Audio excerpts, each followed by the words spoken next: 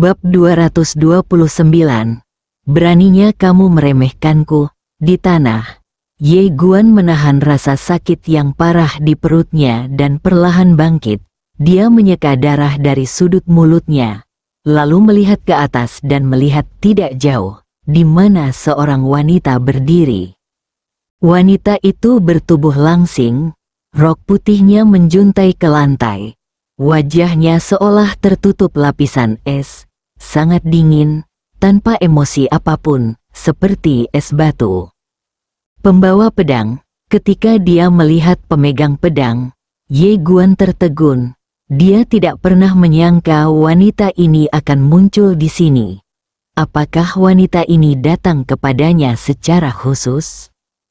Pemegang pedang menatap Ye Guan, matanya sedingin es, dan mencibir, "Sobat, kita bertemu lagi." Ye Guan menyeka darah yang perlahan mengalir dari sudut mulutnya lagi dan terkekeh. Pemegang pedang alam semesta sejati yang agung benar-benar melakukan serangan diam-diam. Aku benar-benar tidak menyangka. Pemegang pedang tampak menghina. Untuk mengalahkanmu, apakah kamu memerlukan serangan diam-diam? Ye Guan menatap ke arah pemegang pedang. Dulu kita sepakat untuk bertarung dalam setahun.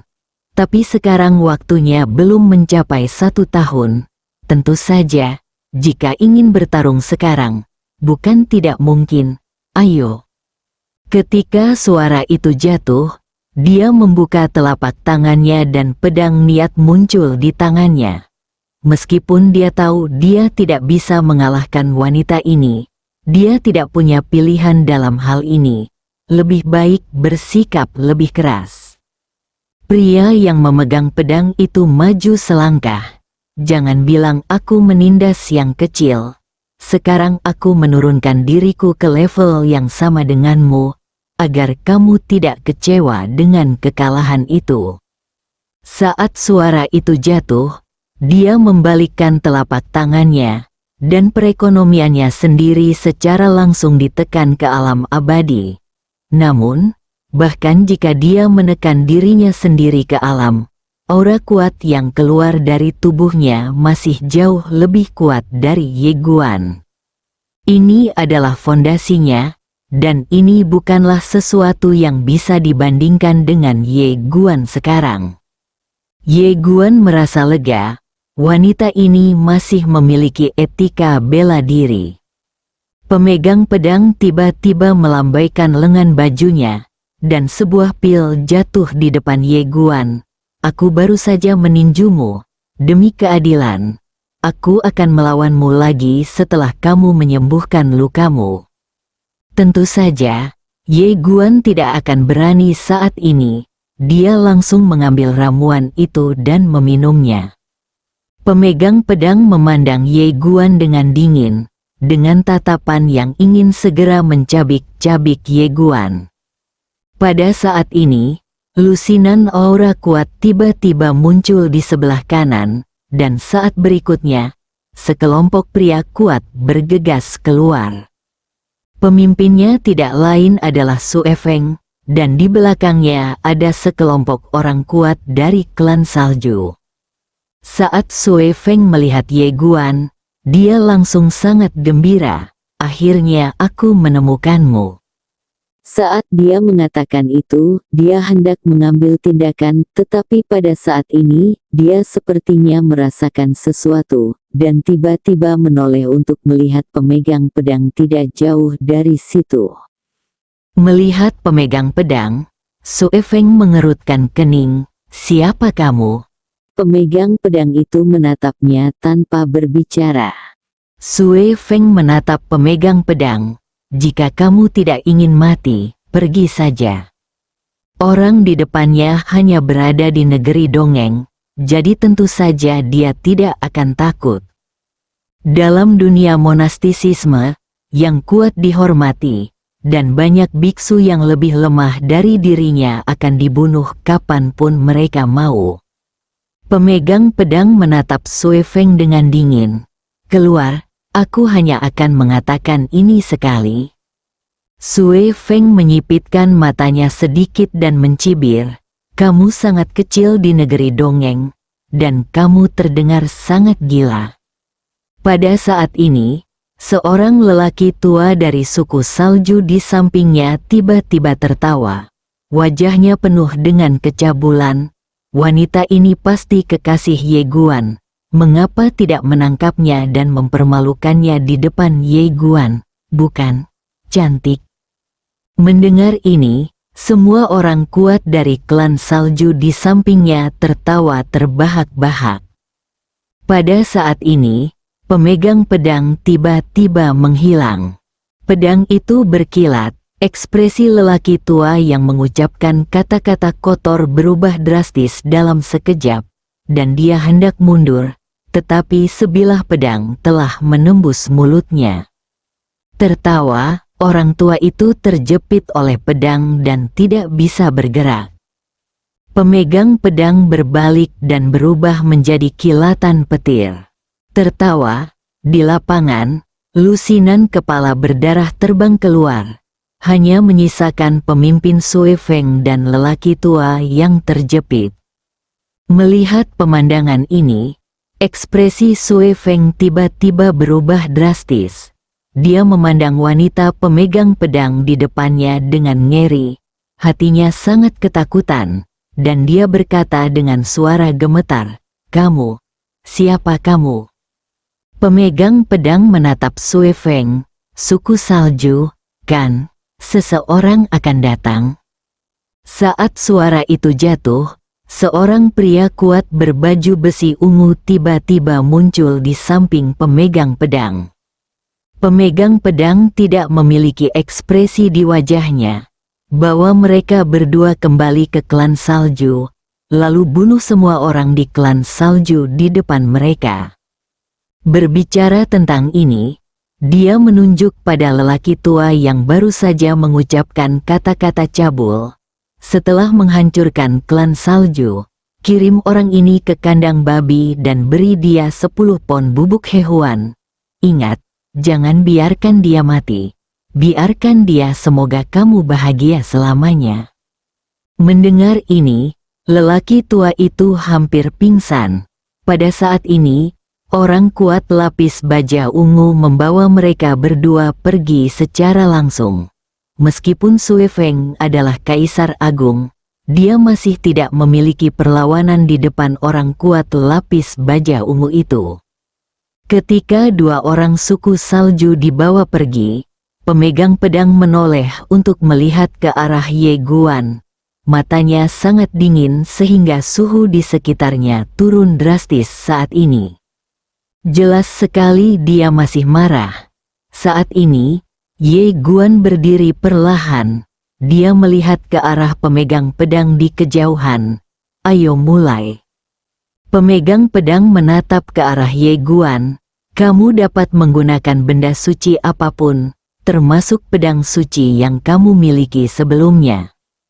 Ye Guan tersenyum dan berkata, "Tidak perlu." Pemegang pedang berhenti berbicara, gemetar, dan berubah menjadi cahaya pedang dan bergegas menuju Ye Guan. Di antara alis Ye Guan, sebuah pedang tiba-tiba menyerang. Pedang ini sangat cepat. Saat Ye Guan melihat pemegang pedang bergerak, pedang itu sudah mencapai alisnya. Meski hatinya sudah siap, Ye Guan masih terkejut saat melihat serangan pedang dari pengguna pedang itu begitu cepat. Meskipun dia terkejut, reaksi Ye Guan tidak lambat. Dia berbalik sedikit ke satu sisi dan menghindari pedang fatal itu. Namun, pemegang pedang sepertinya sudah menduganya, dan dia menggunakan tusukan alih-alih menyapu, langsung memukul kamu Guan. Bentak. Ye Guan langsung terlempar ke belakang beberapa puluh kaki jauhnya, tapi sebelum dia bisa berhenti, pemegang pedang tiba-tiba datang dan menikamnya di antara alisnya dengan pedang. Ye Guan tiba-tiba menghilang di tempat dengan pedang. Poin ke poin, ledakan, sepotong cahaya pedang tiba-tiba pecah, dan Ye Guan mundur dengan keras. Sebelum dia bisa berhenti, dia menyerang dengan pedang lain.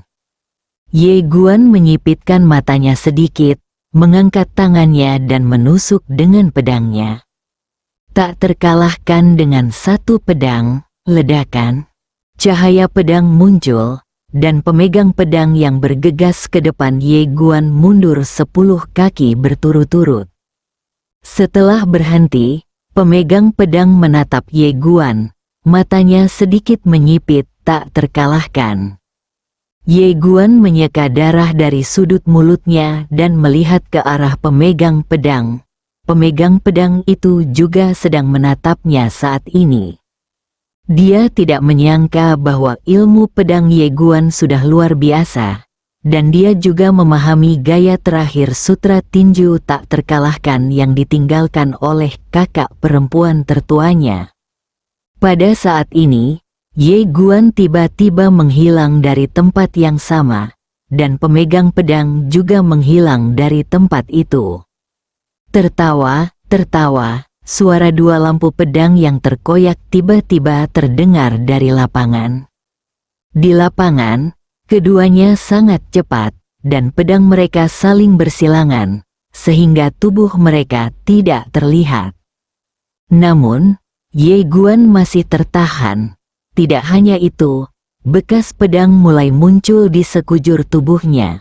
Namun di sisi lain, pengguna pedang tersebut tidak memiliki satupun luka di tubuhnya, karena setiap serangan pedang yang dilakukan Ye Guan akan terjadi, sangat dihindari atau dihindari olehnya. Meski ranahnya sama, perbedaan kekuatannya masih sangat besar.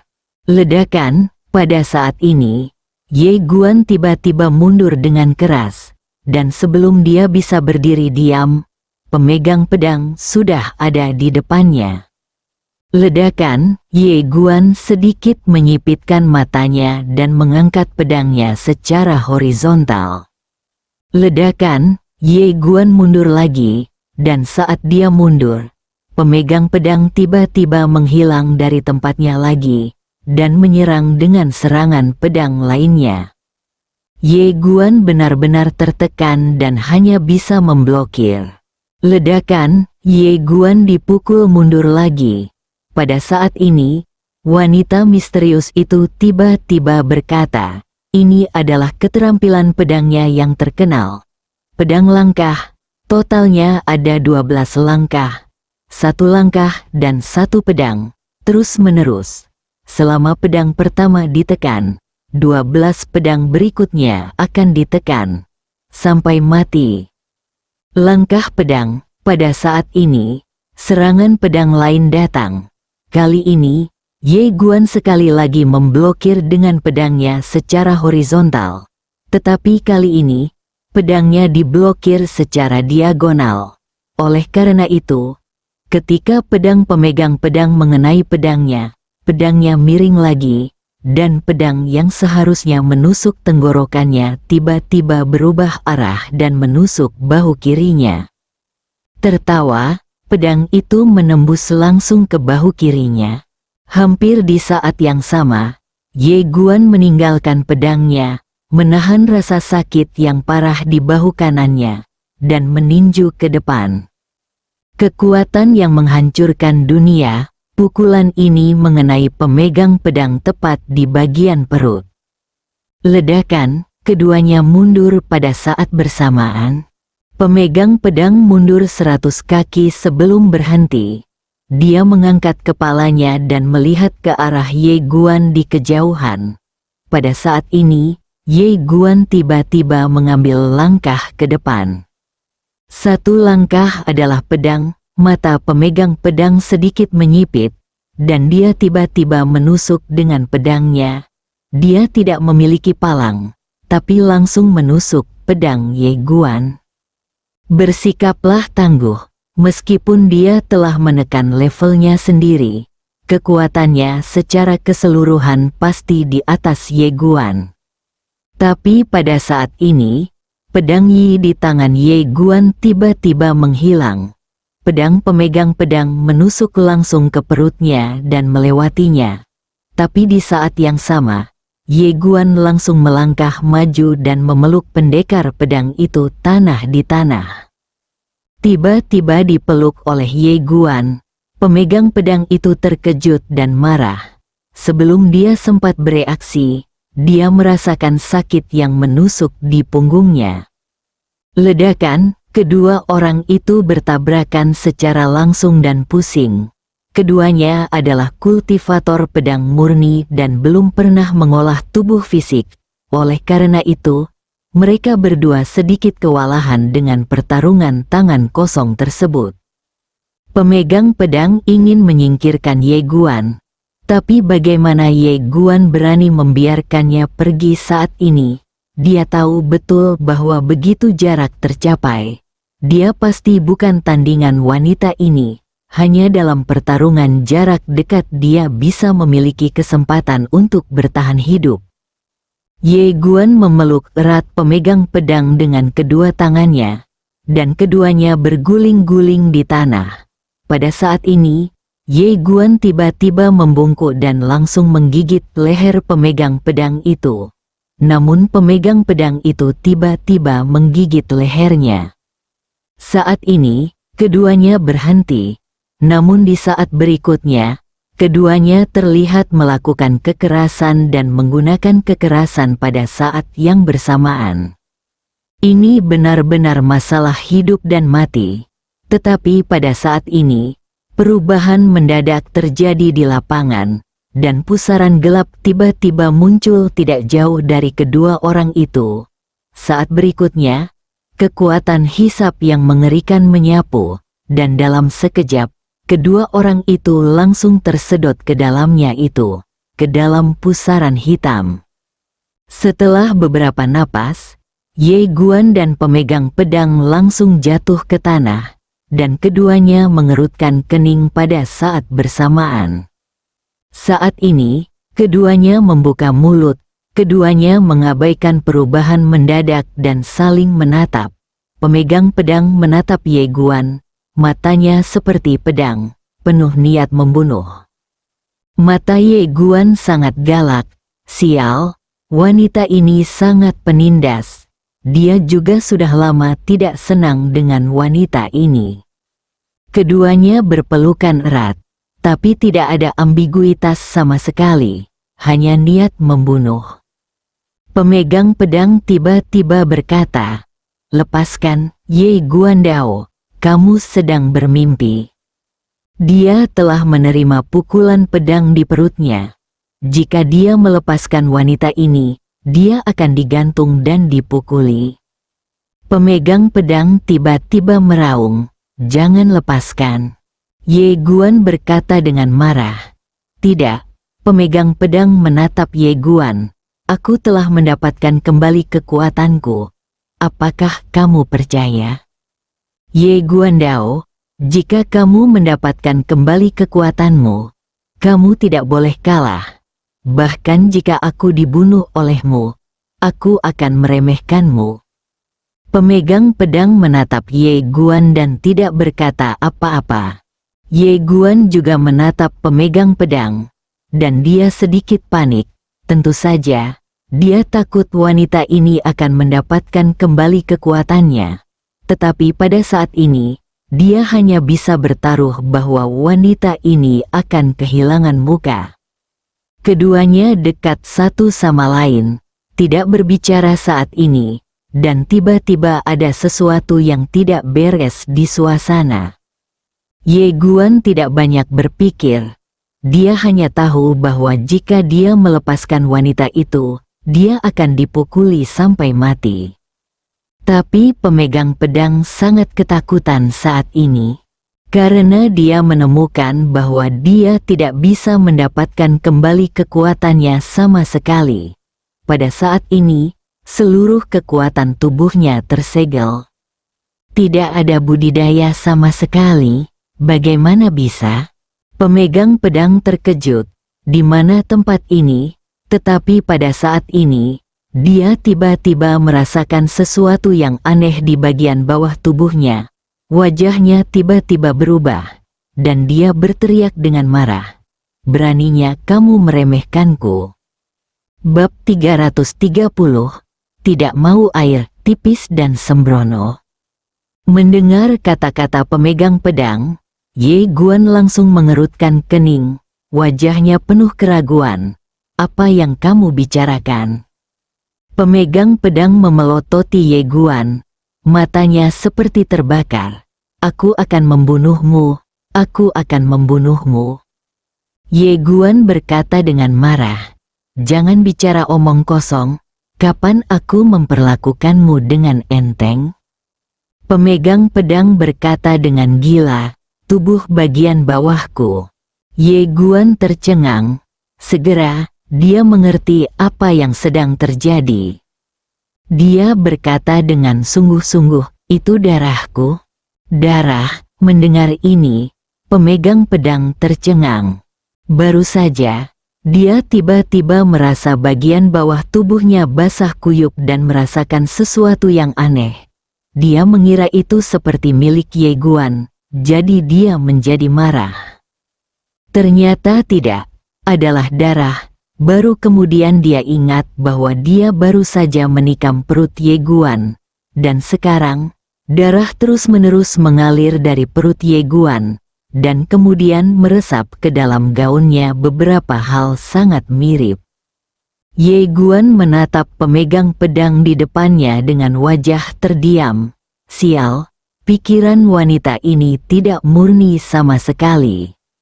Melihat tatapan Ye Guan, pemegang pedang itu tiba-tiba memelototinya dan berkata dengan marah, "Apa yang kamu lihat?" Ye Guan mengabaikannya dan pikirannya berubah dengan cepat. Saat ini, dia berada dalam dilema karena dia terluka lebih serius dari wanita ini sebelumnya. Jika dia tidak dirawat tepat waktu, lukanya akan menjadi lebih serius. Itu akan sangat merugikannya. Pada saat ini, pemegang pedang tiba-tiba berkata, "Lepaskan aku." Ye Guan menggelengkan kepalanya dan menolak dengan tegas, "Tidak." Pemegang pedang berkata dengan marah, "Idiot, lihat apakah kamu bisa memanggil Xuan Qi." Ye Guan tertegun. Dia dengan cepat memobilisasi Xuan Qi, tetapi menemukan bahwa dia tidak dapat memobilisasi Xuan Qi. Dia mengerutkan kening. Apa yang terjadi? Karena itu, dia segera menghubungi Tuan Ta. Tetapi dia terkejut saat mengetahui bahwa dia tidak dapat menghubungi Tuan Ta sama sekali. Baik Master Menara maupun wanita misterius itu sepertinya telah menghilang. Ye Guan benar-benar tercengang, ini tidak pernah terjadi sebelumnya. Pemegang pedang menatap Ye Guan, dan nadanya tiba-tiba menjadi tenang, "Lepaskan aku." Ye Guan masih menggelengkan kepalanya berulang kali, "Tidak, lepaskan kamu. Aku pasti akan dipukuli sampai mati olehmu.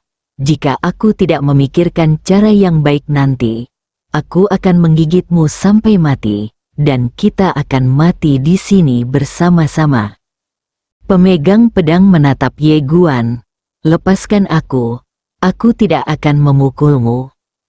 Ye Guan menggelengkan kepalanya, "Tidak." Pemegang pedang menekan amarah di dalam hatinya dan berkata, "Aku menepati janjiku."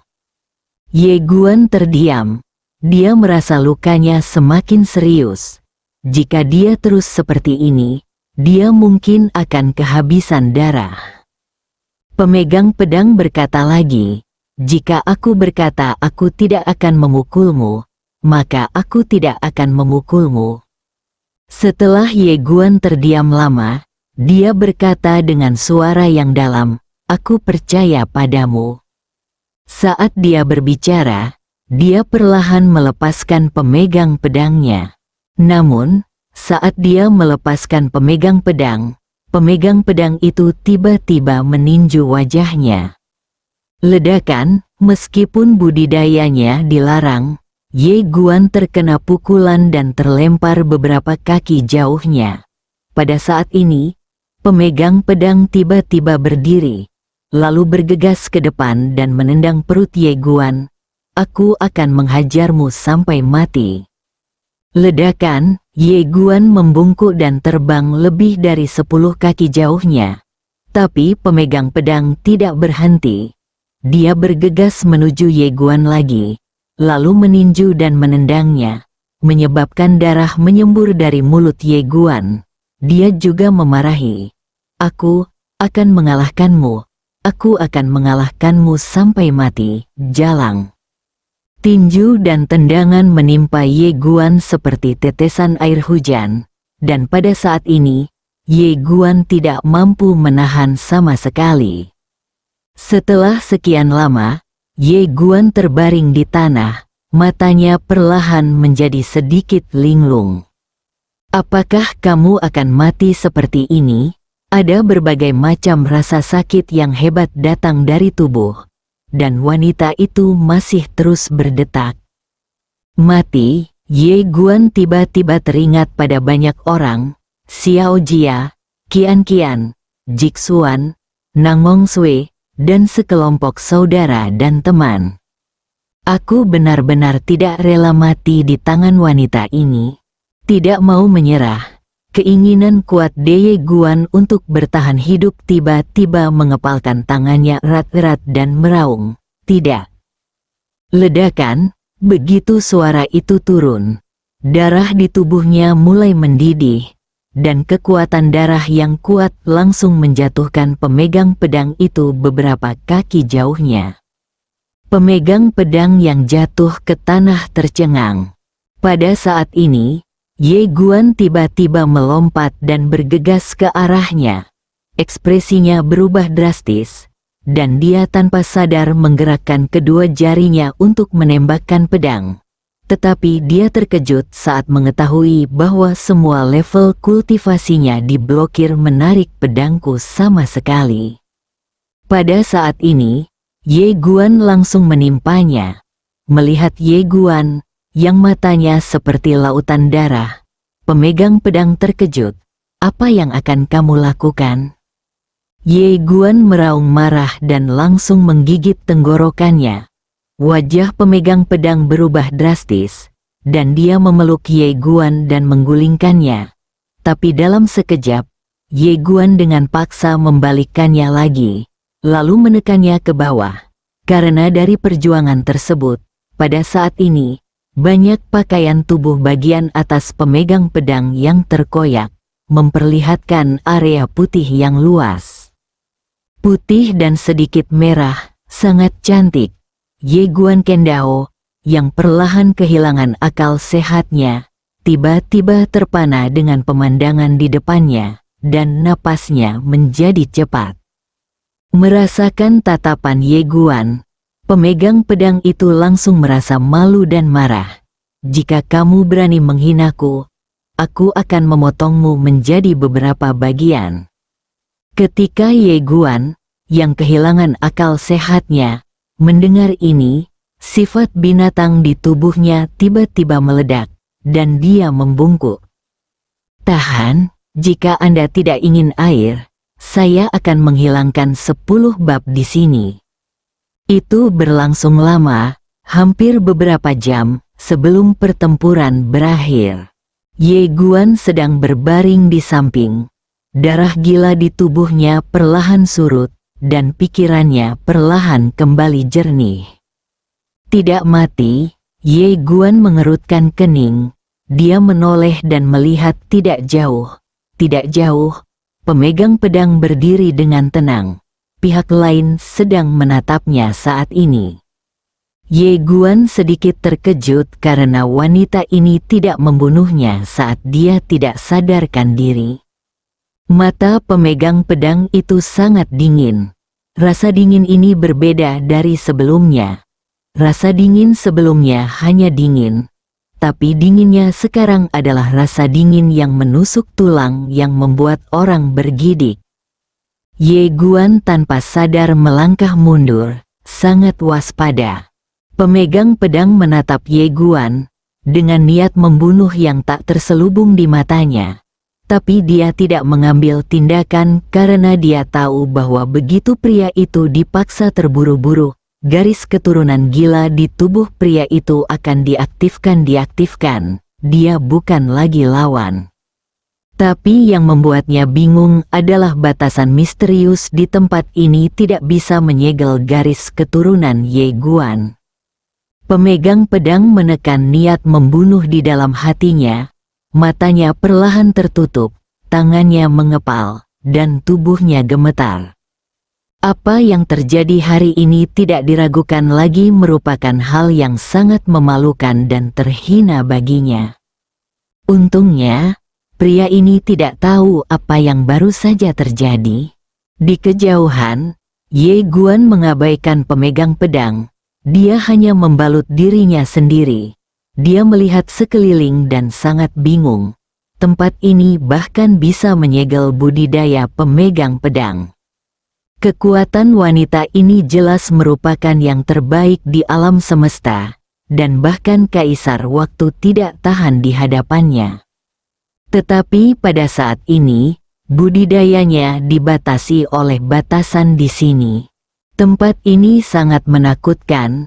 Ye Guan sedikit lebih waspada. Dia melihat sekeliling.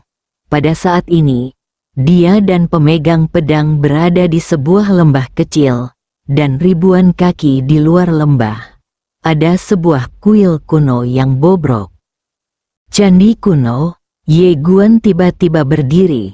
Tetapi begitu dia berdiri, dia menemukan kakinya lemah dan dia hampir jatuh. Ye Guan kaget. Kenapa kakinya begitu lemah? Kelembutan seperti ini tidak bisa dialami oleh orang awam. Ye Guan tidak terlalu memikirkannya. Dia hanya mengira dia terluka. Dia berjalan keluar. Seolah memikirkan sesuatu. Dia melirik ke arah pemegang pedang tidak jauh dan sengaja menjauh darinya waspada. Pemegang pedang tiba-tiba berbicara. Bisakah kamu menghubungi wanita di menaramu? Ye Guan menggelengkan kepalanya. Pemegang pedang itu mengerutkan kening. Ye Guan ragu-ragu sejenak, lalu bertanya, kamu tidak tahu di mana tempat ini? Pemegang pedang berkata dengan marah, saya tahu dan saya masih bertanya kepada Anda, apakah Anda bodoh? Ye Guan mengerutkan keningnya, kenapa kamu begitu pemarah? Pemegang pedang itu menatap ke arah Ye Guan, bukan urusanmu kalau aku begitu mudah tersinggung. Ye Guan menggelengkan kepalanya, 8 mangkuk lebih baik. Pemegang pedang itu mencibir, kalau begitu, cari 8 mangkukmu. Kamu melirik ke arah pemegang pedang dan bertanya-tanya mengapa wanita ini bertingkah aneh. Dia berpikir sejenak dan kemudian berkata, pemegang pedang, meskipun kamu dan aku adalah musuh bebuyutan, saat ini, kamu dan aku terjebak di tempat yang aneh ini. Jika kita bertarung sampai mati lagi, kita akan mati bersama. Untuk sejujurnya, aku tidak ingin mati di sini. Kamu juga harusnya begitu. Kenapa kita tidak bergabung sekarang dan menyelesaikan dendam kita setelah kita keluar? Pemegang pedang menatap Ye Guan dan tidak berkata apa-apa. Ye Guan tahu emosinya dan tidak mengutuk, yang membuktikan bahwa dia setuju. Lalu dia berkata, ayo pergi ke kuil kuno di depan kita. Setelah mengatakan itu, dia berbalik dan pergi. Pemegang pedang juga mengambil beberapa langkah. Tapi begitu dia pergi, ada rasa sakit yang menusuk di bagian bawah tubuhnya. Dia mengerutkan kening dalam-dalam, lalu menatap Ye Guan dan mengutuk dengan marah. Manusia anjing, manusia anjing. Ye Guan bingung setelah dimarahi. Apakah wanita ini gila? Dia mengutuk orang di setiap kesempatan. Dan ketika dia melihat pemegang pedang itu terlatih-tatih saat berjalan, dia tertegun. Melihat tatapan Ye Guan, pemegang pedang itu langsung mengutuk. Apa yang kamu lihat? Ah, apa yang kamu lihat? Aku bodoh. Ye Guanda terdiam, berbalik dan pergi. Wanita ini sungguh tak terkalahkan. Tidak lama setelah berjalan, dia menemukan bahwa pemegang pedang itu masih berjalan sangat lambat, dan alisnya berkerut dalam, seolah-olah dia sedang kesakitan. Jika kita terus berjalan seperti ini, saya khawatir kita tidak akan bisa mencapai kuil dari kejauhan meskipun hari sudah gelap. Ye Guan berpikir sejenak, lalu berjalan menuju pemegang pedang. Melihat Ye Guan mendekat, pemegang pedang itu tiba-tiba berkata dengan marah, "Apa yang kamu lakukan, Hah?" Ye Guan berkata dengan suara yang dalam, "Jika kamu berjalan seperti ini, kapan kamu akan sampai ke kuil?" Saat dia berbicara, dia mengabaikan perlawanan dari pemegang pedang dan langsung memeluk Heng. Tentu saja, dia juga waspada terhadap wanita ini, bahkan jika dia melancarkan serangan, dia dapat melakukan serangan balik dengan segera. Semua orang mati bersama. Pemegang pedang menolak pada awalnya, tapi setelah beberapa saat, dia berhenti melawan. Dia juga tidak ingin mati di sini.